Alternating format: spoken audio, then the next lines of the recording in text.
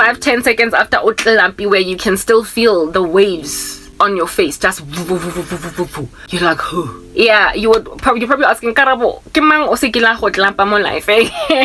Yeah, I've been slapped by a taxi driver for refusing to date him. Gender-based violence in South Africa. That was the first and last time I ever been clapped in my life. Don't look at me like one of those chicks and I didn't twing mantwa bar fight brawl. I was never that girl, so don't get excited. Some entitled taxi driver slapped me because I wouldn't jolla with him. You know these guys were like, hello, and you tell them no thank you. Like, wow.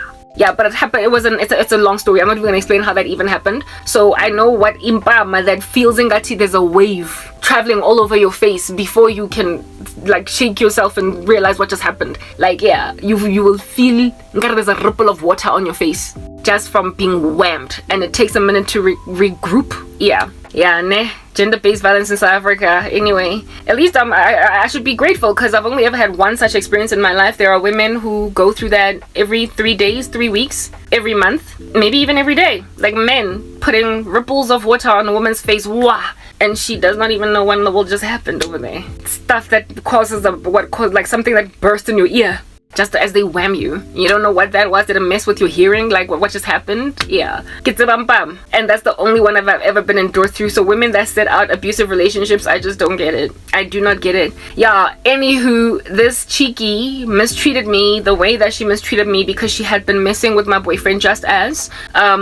All of these people right now that are calling good evil, evil good, and refuse to give credit where it's due, where I'm concerned, hence you are facing the tribulation. The reason why you're treating me like this is because the exact same phenomenon or issue that dwelt inside that colored chick is dwelling inside all of y'all. There is something of mine that you have stolen. There is something of mine that you're sitting on that does not belong to you, that you're running with, hoping to basically tell everybody it's yours. There is something in Ichonjile. This little animal in America has tried to steal my virtue, or he has stolen my ministry, my YouTube channel. Like, people have stolen my success, my prosperity. They've stolen my family. They have stolen where is that thing?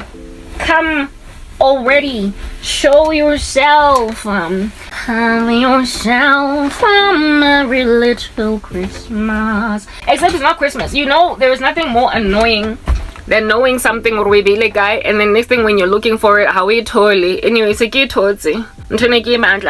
wanted to patty on my lips because it's that time, whatever. Get New Year, get December, not anymore. Get January, boss. Now se bora. But in my life, in my life, it's ideal.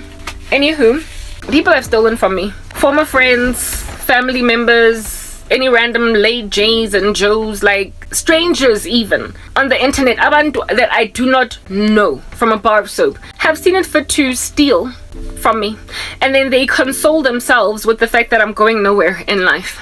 You console yourself like that chickie consoled herself, and I've got nothing to my name. And that my boyfriend was cheating on me. That's what she was consoling herself with. My boyfriend was cheating on me with her, and he was a dastardly human being that was like literally flirting and uzwaring a kiss with a woman in the same presence as his girlfriend. Like, he was just a rando njefela, that boyfriend of mine, and she prided herself in my man having no respect for me. That's what under heaven it is. That's all that she could run with. She wanted to take out squinch on a person that did not know why squinch was been taken out on her. A person that had no idea as to why she is sought revenge after. Why somebody wants revenge against me. What have I done to deserve your desire for revenge against me? Revenge in and of itself as a word suggests that I did you wrong in some way. But it turns out I didn't do you wrong. I didn't do you wrong. You did me wrong and then felt entitled to what was mine.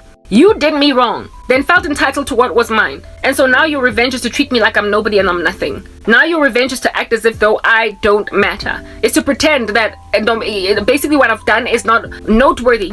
It's not praiseworthy. You're trying to pretend or act as if though whatever it is that I am striving to achieve is of no essence. Because you're taking out squinch on a person that you hurt. And in order that you might get away with murder, you then pride yourself in how difficult it is for them to gain vindication against you. You did them wrong. You messed with an 18-year-old's boyfriend at the age of 28. And now you're treating her like she is your 5-year-old niece. Jane, what are you doing? Jane, don't touch that. Jane, come on, stop running around all over the show. Jane.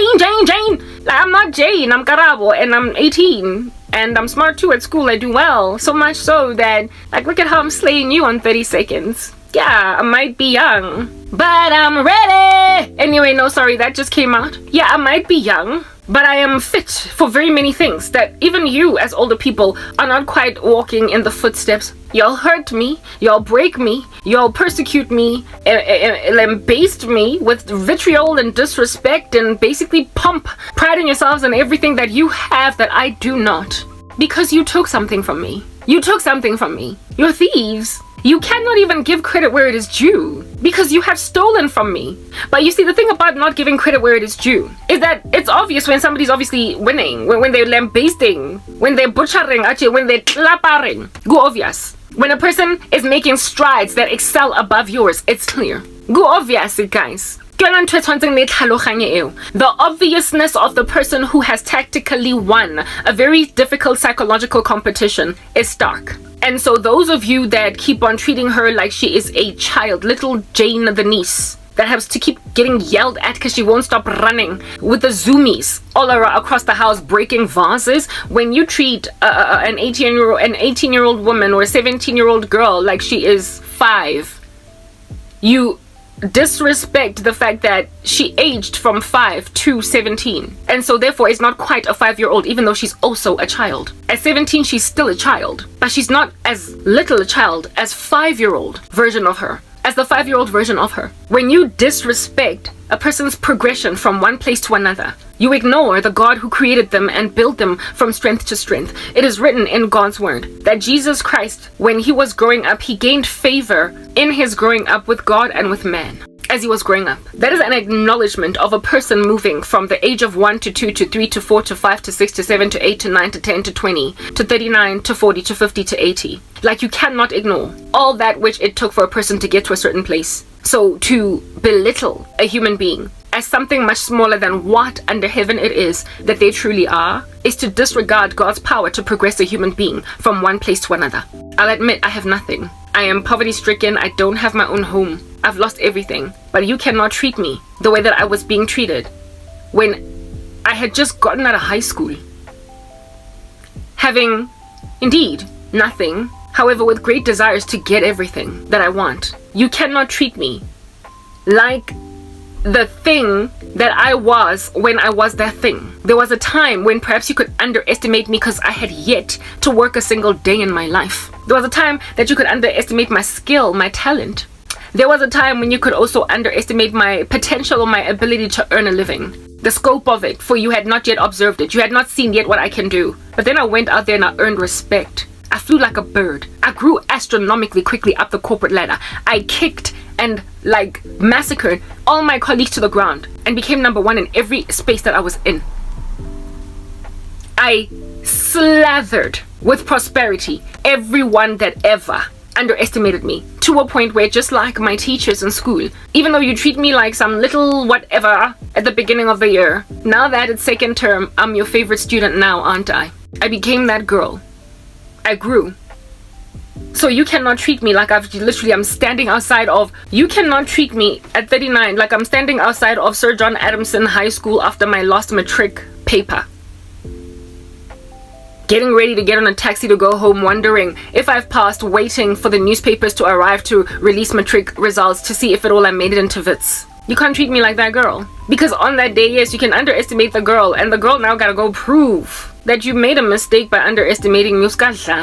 Don't look at me with this white cast sunscreen and think that I don't know how to do other things perfectly. I'm good at stuff. But you don't know that yet. It's okay. You don't know that yet. So I'm gonna humble myself to your lack of knowledge about my true skill. I'm going to quietly work until you see that I'm worth your while. Because people gotta prove themselves. Gotta have respect for that whole process. Earn your keep. I agree.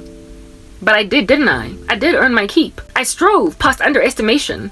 I worked under bosses that were not as smart as me, but I humbled myself underneath them. I subdued myself to their pettiness. One boss that I had, upon discovering my suite of giftedness, so mistreated me that one time she humiliated me in front of all of my colleagues by causing them to listen to a call of mine, because I was working in the call center. And even though I couldn't find anything wrong with my call, She teased me and mocked me in front of my colleagues to a point where they felt sad for me. I could see in their faces that they were emotional. The way that she was ripping me apart in front of them. They even imagined her inappropriate. The same boss, a couple of weeks down the line, then asks me to write her a compelling letter for 702 radio because she had a child that suffered from some form of cancer and could no longer attend school. And so she was 702. There was a time when you could get a birthday wish awarded you. Write in a wish into 702 and they'll make it a dream come true for you.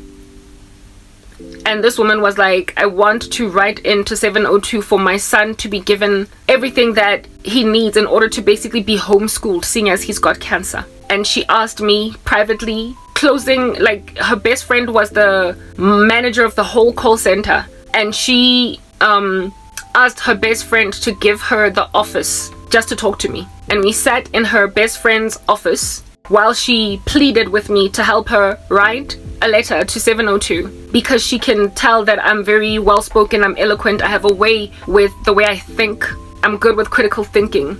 And she really respects and appreciates that, and if I could help her write this letter, she would be really grateful. The next day I came to work and I gave her the letter, having put it on a USB. I typed it at home, and she cried when she, after reading it, and gave me this like hard knock hug in that room that she was in. But a couple of weeks prior to that, she ripped apart my work in front of my colleagues, saying that I am worthless, only to ask me a favor with the very same thing that she was ripping apart. That's what happens when you don't give credit where it is due. You never know when you might need somebody. But that boss treated me the way that she treated me because she was dealing with an employee that was so smart that she was obviously misplaced where it is that she was working. And so she decided to use that against me, only for her to need me later. So what I'm trying to explain to you guys is that I've done my time under crazy people. I've done my time under jealous bosses. I've done my time under silly friends, under colleagues that I'm on the same level with. And then they make an observation of my star quality and they start to band against me, treat me like trash, laugh at things that I say.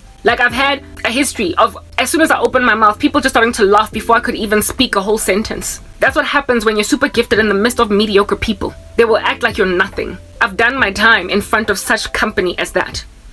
And I, with humility, just went through them until mature enough people were prepared to give me the promotions I deserved. And so I grew from strength to strength until ultimately everybody that wanted to underestimate me just couldn't anymore. And I got given the kudos that I deserved. I was given the applause, the congratulations I deserved. I was given the promotions I needed in order to get to the level that my giftedness ought to have awarded me. I did all that because I realized that if at all I'm literally just outside of Sir John Adamson High School after my last paper matric. I've got no business telling people I'm bigger than that. Don't treat me like that. I've got no business at just outside Sir John Adamson High School on the last day of my last paper matric. I ain't got no business telling people, don't you know who I am? I'm smart. I'm gifted. You don't know I can slay you and this and that and blah, blah, blah. I ain't got no business being arrogant. I don't have any business being pompous, telling people, don't you talk to me like that because I'm going to do better than you in the appraisal score. I'm going to kick your behind in that particular competition. So don't you dare speak smack to me. I humbled myself to processes of a recruitment where you first have to go through, what do you call this, like a telephone interview, and then you write an essay, and then you go through psychometric testing, and then you go through group tests. Like, I don't like working in groups. I don't. And the reason I don't like working in groups is, let's just put it out there, I'm really gifted, and so I tend to find everybody slow. But I did the time with group work. I humbled myself to everybody's opinion. I lowered myself to taking in everybody's ideas and running with them. When I was at WITS, whenever they would throw us into group assignments, I would strategically ask for the job of collation. Basically the job of putting everything together so that we can submit an assignment. So I can review everybody's work by myself and then see what it is under heaven it is that I can not so much change or tweak up, but how I can present it so as to maximize what marks that we're all gonna get. Because I knew that they would see what in the world it is that I changed. But I tweaked it in such a way so as, like I said, maximize the likelihood of getting a good result. And so that is me humbling myself to group work. Group work. Being disappointed when the whole group assignment comes back with 72% pass. And I'm like, we could have, like, if I had done this on my own, I would have done a lot better. I would have gotten 85, maybe 90. But because I was working in a group, I took the 72% in my stride. That is what I come from.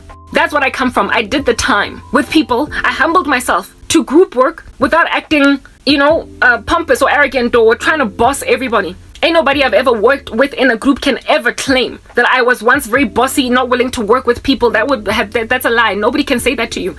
There are people that I was with at Wits for years that I had to work on assignments with over different years as we were progressing from one year to the next, and none of them would ever, if at all they're speaking any truth, say Uguti, I was bossy. I was never bossy. Even though I had opinions, but I kept them inside my head.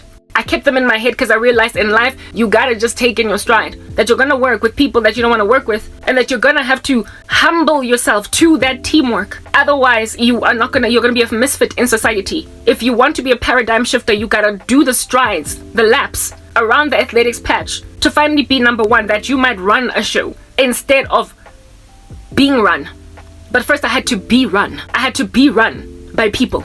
Do you understand what I'm saying? I had to work in groups. I had to humble myself to all that. I did the whole panel interview, psychometric testing. I've worked under, like I said, bosses that treated me like trash because they were intimidated by me. And never once did I ever disrespect them or quit my job because you don't deserve me or I can do better. I remember when one of my bosses gave me a bad appraisal score despite the fact that after some chick started working at MTN, nobody wanted to train her because why in the world under heaven are you successfully interviewed for an intermediate project management job at a telecommunications company so large as MTN with no past experience of project management? How did you get this job? It was obviously nepotism, something that pushed her in. Favoritism of sorts was mobilized, and as a result of that favoritism, nobody wanted to train her because they felt like she does not deserve this job. There are coordinators, administrators that have been working for years, shadowing PMs, working for years, trying on their career tracks, trying to crack into project management jobs. And this woman goes and hires some inexperienced person that was on a sabbatical for 2 years before working for MTN.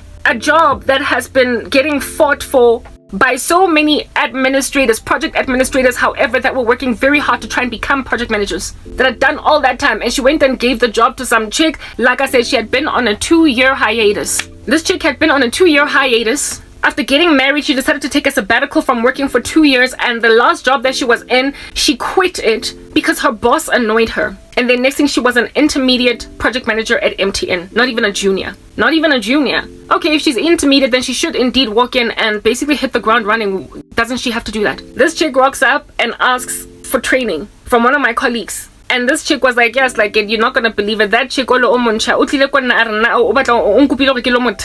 to be a project manager. How did she even get this job? Do you know what it took for me to land a job interview at MTN first and foremost, and secondly for me to succeed? How many times I had to be interviewed? How many rounds of interviews I had to go through? Inside this company, and this chick tells me that I must train her. Goodness gracious, what is going on? All that administrator over there, this chick that works in our team, that's always following me around in my projects, sitting with me, taking my minutes, doing all that stuff, learning the ropes from me. Why didn't she get given the opportunity? Why didn't she get given the opportunity if she wanted somebody that was basically just striving to move in? Like when you have to work like ninja to get something, and then somebody else gets it and they don't have any experience. That's what was going on with this Indian chick. And mind you, she ended up being the person that betrayed the living daylights out of me, causing the loss of my entire career. That same chick, my boss, because ain't nobody out here in these streets trying to train up that chick, because everybody's like, but why is she here? We don't understand it. Obviously this is nepotism. My boss was too busy. She was running a program. She was running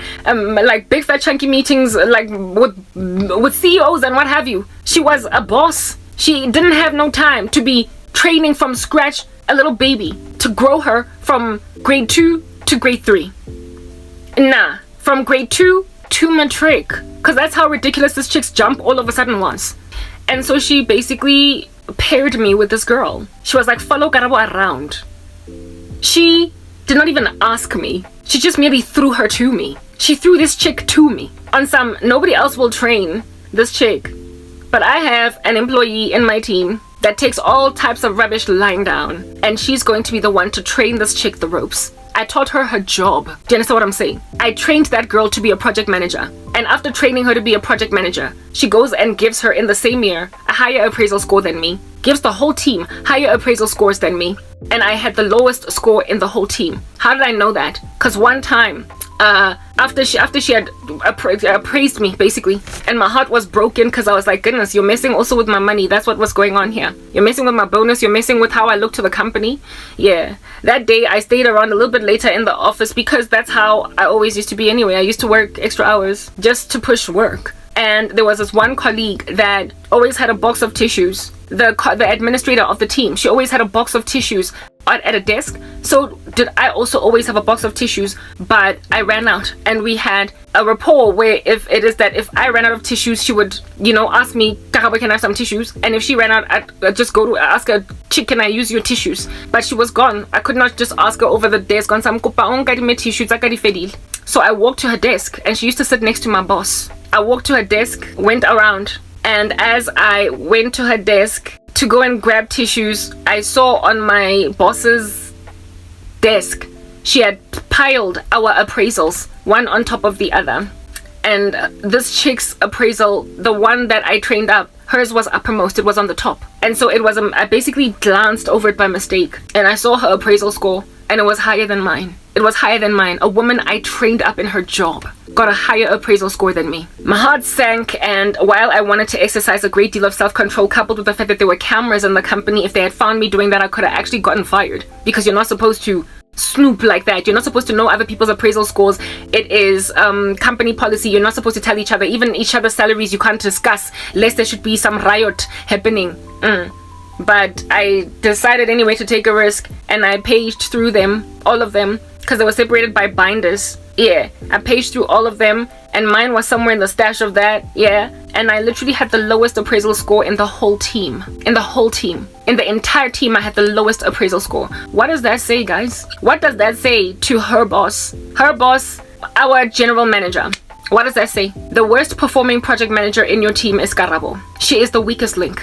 And so when her boss thinks that, again, the scores of the whole team could not be too low, because then she would not be able to successfully get a high score herself. So the aggregate of the scores of the team ought to be a reflection of her too. So she gave everybody some hella high scores, but mine were really low, because she was trying to create an impression about me to her boss and the leadership of our entire teams, that her least performing PM was Karabo. Except here's the thing, the same men and women that she was trying to give an opinion, I'm nothing, was sometimes privy to my work through my resources and my projects. They in and of themselves had subordinates that would every so often partake in my projects, and they took opinions back to their bosses. They worked with me, some of those bosses of which every so often I would have to even give a report on how I'm doing in like perhaps a weekly or a monthly comprehensive team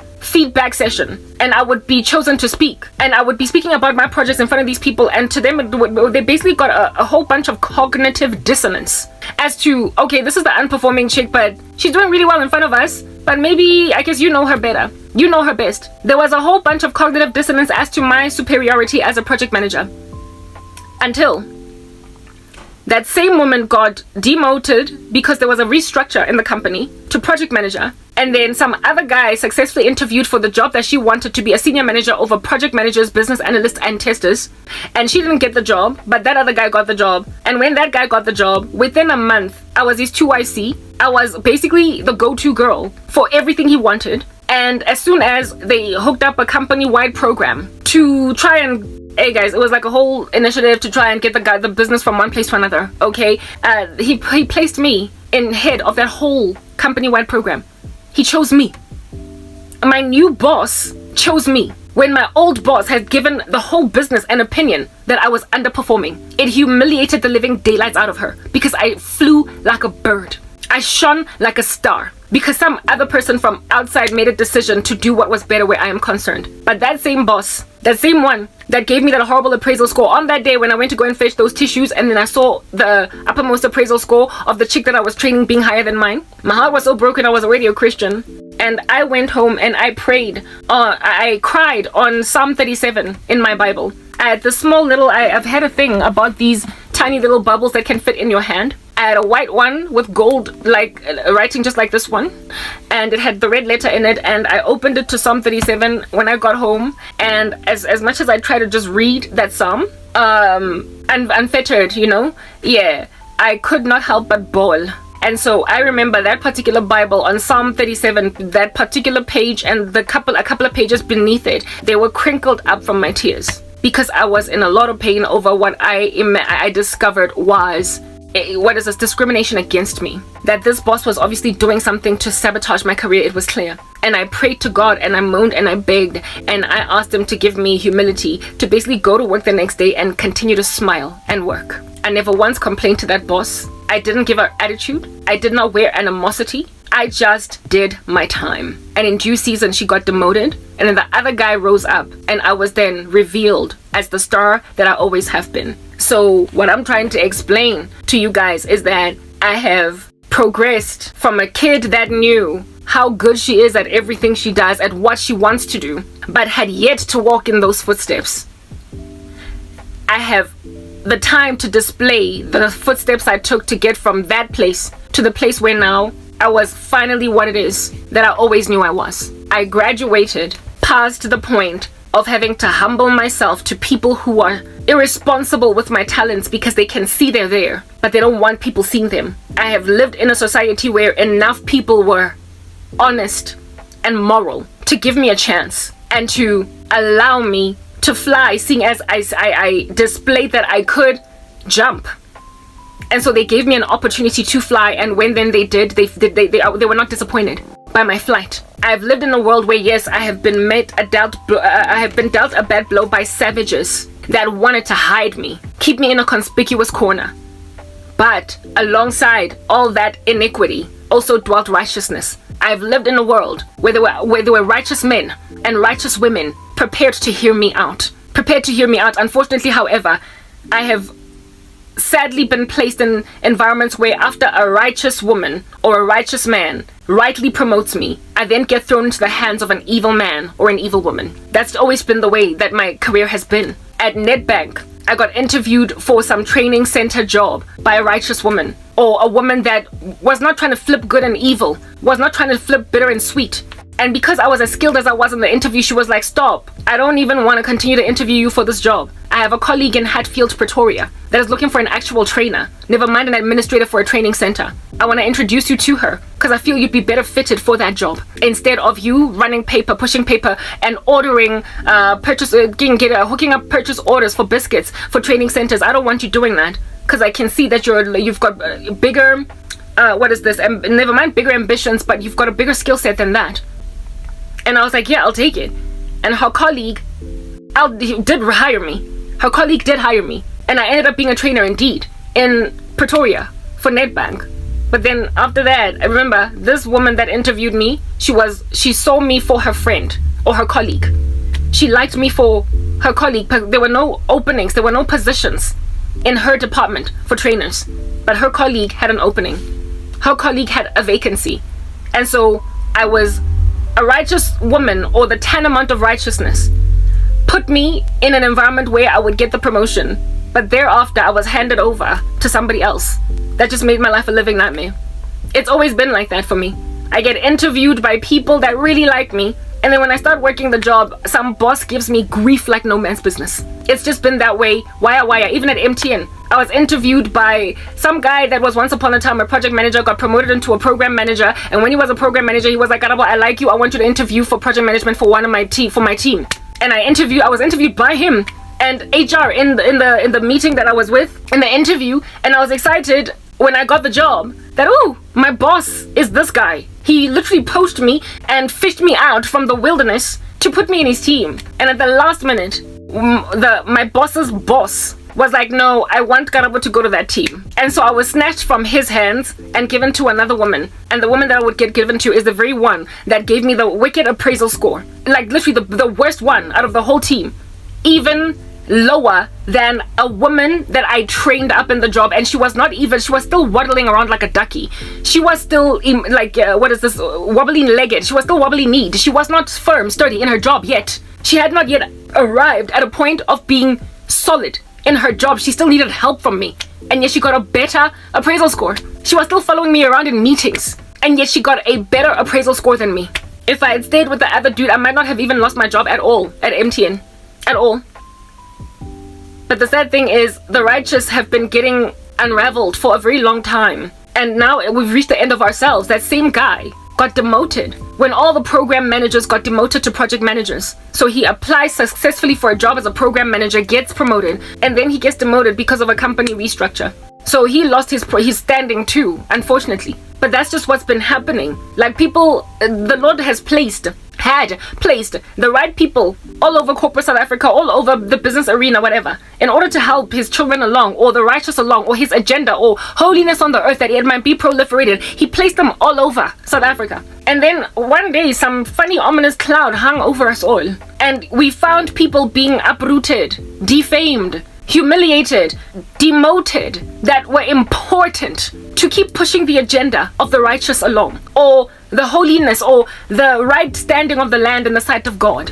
And when those guys were then humiliated to positions of what do you call this thing, lowliness, they now could no longer lift people up. They now no longer were neutral, like unbiased, like people who see talent and want to run with it. They see it and they poach it instead of try to, never mind exploit it, but bury it. People like those. It's like in South Africa, they've been demoted, or they've been buried, they've been hidden. All that's left are all of these sharks that are full of exploitation. The best of the best in South Africa are being buried by Baloyi in the office. They keep on bewitching colleagues. They keep on uprooting people who ought stay in the business arena because of jealousy. And all the people that are neutral, all the people that are sober, that are righteous, that are still calling good evil and evil good, that are still calling bitter sweet and sweet bitter, people who have not warped the way that the world ought work, and people who are not so jealous of their next man that they refuse to acknowledge credit where it is due, they are being buried. They've been hidden. They've been slapped out of the way in South Africa. And so having been slapped out of the way, kids that are really gifted, really talented, like the best ones in the room, are being smothered by irresponsible, weak colleagues that are using witchcraft to push people out the way, blow them out the way, like the chaff. And so like I say, and I will continue to say this over and over again, what in the world does corporate South Africa look like when witches are running the show and nobody can come up for air? What does South Africa look like when the wicked are the ones that are ruling? When people that are obviously good, people that have proven themselves as good, are being ignored despite the voluminous piles of evidence in their favor? When you just ignore a person's credentials in favor of a bribe, or in favor of nepotism, or in favor of some funny little agenda proliferated by a favor that has been given to a person for no other reason than where they come from, who they know, what their skin color is. When you are no longer giving people accolades based on the fact that they can actually do a certain thing, you are eroding at the quality of the country. You are eroding at the quality of the skills in the country. And you are withholding from good people the ability to build skills that they might ultimately build the country. You have robbed me of an entire decade of continuing to gain experience in corporate South Africa. You have made out of me a vagrant in these streets, even though I've always been very gifted. I was willing to be humble in the beginning stages of my career, my life, because I was just some kid that knew she was gifted, but nobody else knew, neither cared. And I had to prove myself. And I did that over years.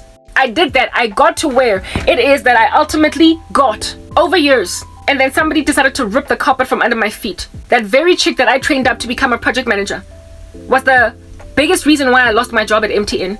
I was sabotaged through her. So here it is that I'm out here training a woman. We worked so closely. We worked so closely together. I trained her up so much that she and I became close. We became friends, fast friends, very tight, strong relationship we had, almost like best friends, because she was always walking around with me everywhere because I was training her. And the same chick betrayed me, pulled the rug from under my feet. We were tight. We were friends too. We spoke on weekends. That's how friendly we were. And she pulled the rug from under my feet.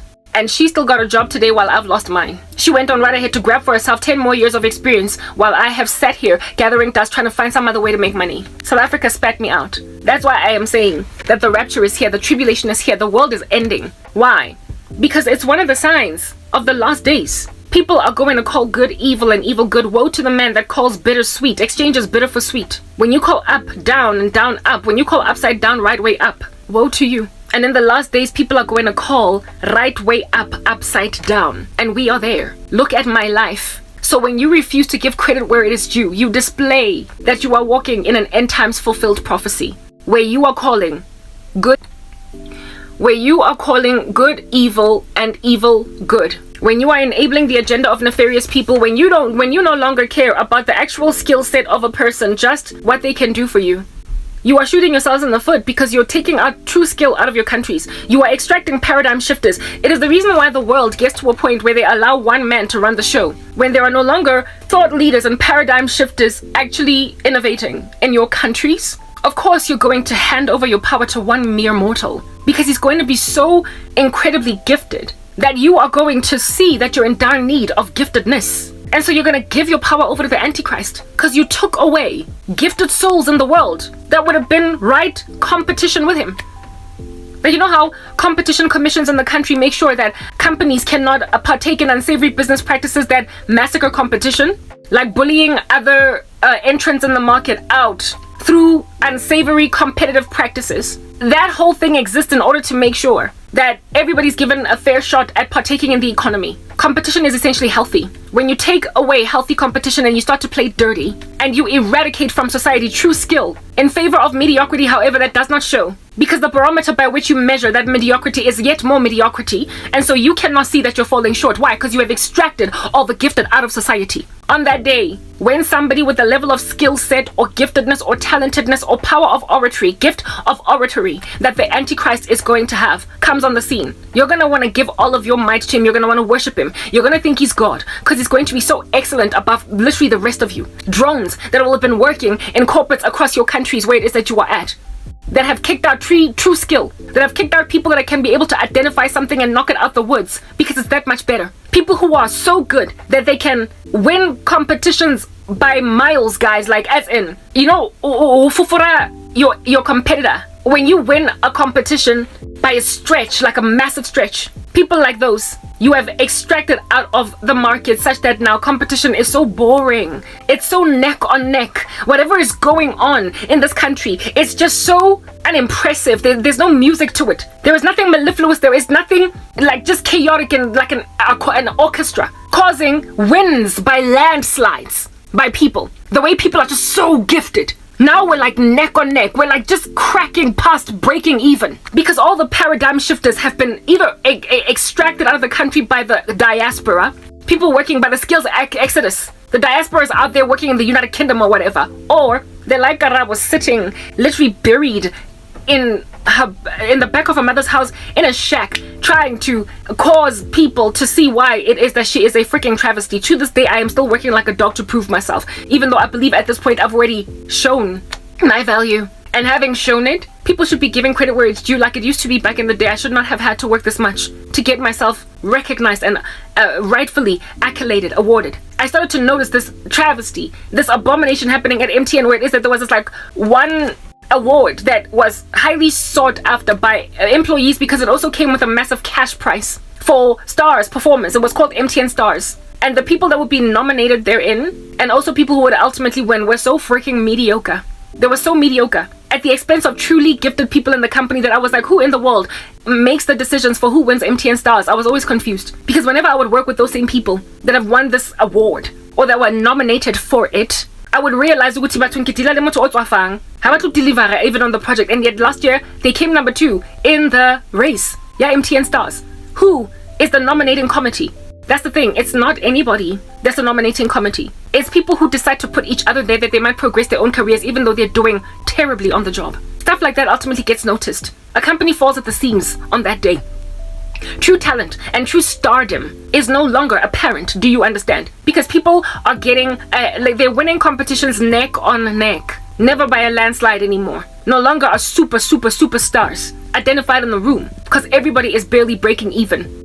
Like there's draws more often than basically ought to be desired. The people are coming equal, drawing neck on neck, and then now you have to do a deal breaker, a tie breaker. They keep getting tied, and in order for then the competition to be won, a tie got to be broken. Why are people tying so much? It shows that our skills are being humiliated. They're being compressed. Our skills are being drained out of the country, such that those who are now competing with each other are barely getting through the day. They're scraping by on breadcrumbs. And so therefore they're neck on neck. They're tying, for crying out loud. Nobody is winning by a landslide anymore. And so because that's the thing, it is very difficult to identify that you have extracted all of your talent out of the country. It is hard to see it because everyone is mediocre. You cannot see mediocrity when everybody else is an aggregate mean standard. Everybody is an average. And so the people on the outliers of that normal distribution sitting on the far right or on the far left given that you've chucked them out of society.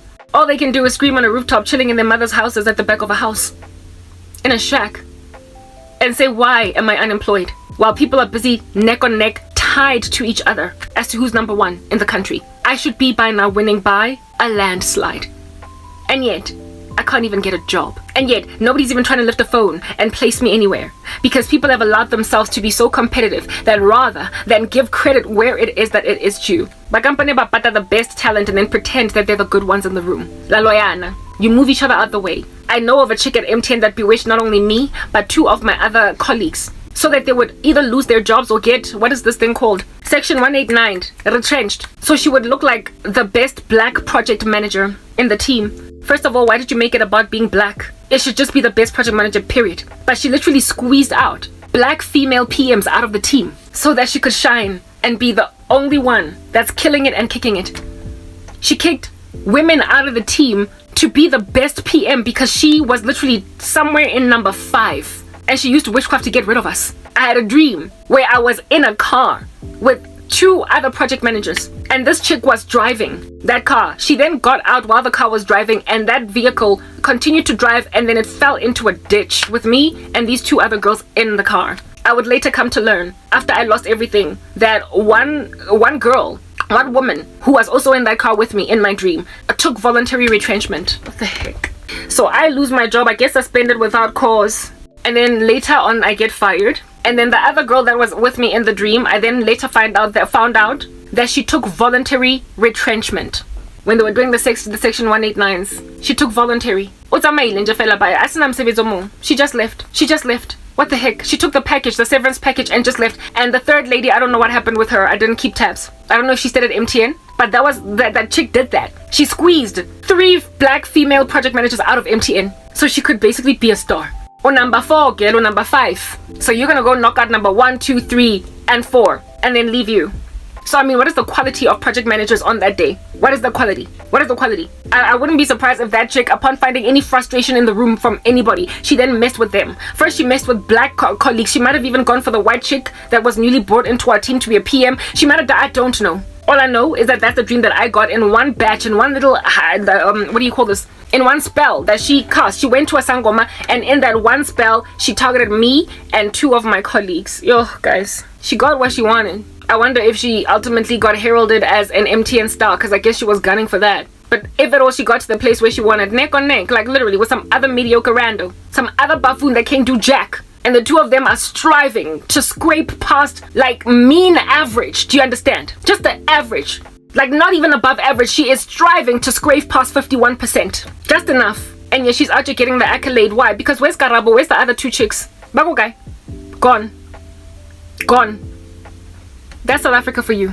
So, of course, you are going to refuse to give credit where it is due, when it is that the person that you stand to give credit that has displayed a basically just star quality has been stolen from. When you're the chick bewitching 5 of your colleagues to somehow mysteriously disappear from the company, of course, you are not going to be giving them a good appraisal should they try and get your referral.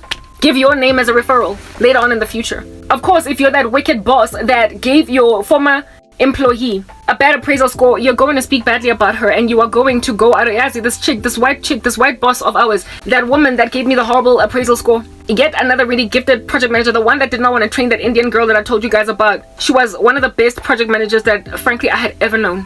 And this chick was frustrated by what was going on at MTN, and she left within about 5 months of starting to work at MTN, or even 6. Like, she didn't last long, but we got tight in that time. And this chick, being one of the best PMs we've ever seen in our team anyway, when she wanted to leave the job, she was expecting that the boss would be like, but like, why? Try to retain her. But she just let her go. Again, when she was recruited into the company, she was supposed to work for some other boss, but then the boss above them all was like, no, I want you in that team. It's like that woman kept on giving that woman black girls that she didn't want. And so when this chick was now out here putting in her resignation, the boss lady was like, okay, goodbye. And then later on, she was, I guess, dealt a bad blow, but that's just what's going on in this country. All the good skills are being ignored. All the people that chick was so good that the whole business was rapping on about her. Like in the project that she was running, it was one of the biggest ones in the company. There's nobody that didn't want to snatch her for themselves. And then she goes and puts in her resignation and she's like, okay, goodbye. Okay, goodbye. Like when nobody is worth saving, when nobody's worth retaining, there's no country there. You have nothing left. When you don't work like a dog to keep your best people, there's no country. I've been crying about how it is that I want to leave South Africa. And ain't nobody out there trying to get me to stop trying to go. Like, you're literally just letting me slip through your hands, just like that. Well, that's the thing. It's not just South Africa that's willing to let me go. It appears it's the earth. When you are prepared to let go of your best people, when you are prepared to let go of individuals that are trying to give you hope for an eternal life, when you're trying to kick Christians out of the room, when you are trying to basically just get what you want in this world, like do what thou wilt, for that is the whole of the law. When you want a mediocre life, a substandard earth, where you can get to live out all of your sinful passions with nobody giving you grief, even if they are making a very compelling argument for why you're in trouble eternally, the Lord is going to give you exactly what you want. Just as the Lord gave MTN exactly what they wanted. They let go of one of their best employees, and God was like, very well, there's your reprobate state. Go on, do you with your mediocre neck-on-neck thing that you're going to be doing for the next coming years.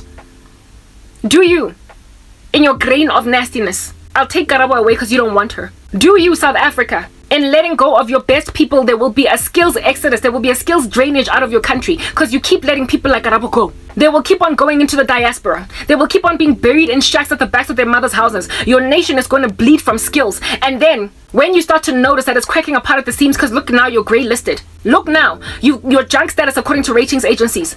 Look now, you've got this power cut crisis. Look now, you've got this diaspora, the skills exodus. Look now, you have got this gender-based violence. Look now, you've got all of this corruption, all of these unseemly practices. Look now at the spike in all different kinds of whack stats. Look now at what you've done to your country. You asked for it because you are snatching from your own economies. Righteous men, you are taking out of your own countries good people. You are taking away individuals that spot talent and run with it instead of spot talent and try to bury it or exploit it. You are making sure that kids in high school, upon matriculating, getting out of their last exams in matric, knowing that they're bigger than that, knowing that they're bigger than this underestimation all over the show, can't even humbly prove that they are bigger than that, because as soon as anyone notices that they're bigger than that, they get extracted while they're still working in the call center. They get extracted while they're still pushing an admin job. They get extracted while still working in the mailing room of a big company. They get extracted while they're still trying to prove to some boss of some other department that they can rather be a developer. They get extracted before they get to show that I am that paradigm shifter. I am the next best idea in this company. I am the thing that's going to flip this model. I am the individual that's going to come up with such a bright spark idea that one day it's going to revolutionize how even we operate and how even our processes work in this company. We're going to become a market leader in that particular process, and it will all be because of me. When people get extracted before they can do that, when people get taken out of an environment before they can do that, you never even know, therefore, what it is that you could have been. You cannot miss that which you never actually experienced. But what South Africa is definitely experiencing is economic collapse. But you are not missing how much more fabulous the country would be. You're not missing the fact that we'd be well on our way to being a first world country. You are not missing the fact that we should not be having this power cut crisis. You are not missing the fact that all these issues, these inefficiencies,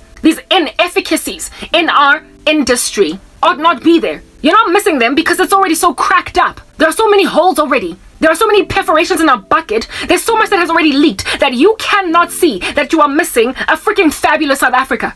A country that is utterly restored from the shambles it came out from apartheid in. You have no idea where we would be. You only understand where we currently are. And so there is no barometer by which to measure how far from grace you have fallen as a country, given that you extracted all of your good skills out of the land. You arrested your best men. You bewitched your best women. You bankrupted your best matriculants. You ensured that your best call center agents never break past that grain. That's what you did. And so now the country is like brimming at the folds with all of this ordinariness, all of this mediocrity. And nobody can tell the difference because, like I said, by what exactly is the barometer by which you are measuring your success? Because it definitely cannot be power cuts from last year versus this year. It definitely cannot be godliness from last year versus this year. I was a South African Christian in 2011. I got born again, and I grew so fervently, so effervescently for the Lord that I would make for an excellent evangelist. I would make for an excellent apologist, and I got kicked out of the body of Christ by Christians. Everything excellent in this land, including those that are trying to get people to heaven, is eradicated, and nobody is even trying to poach me from this country.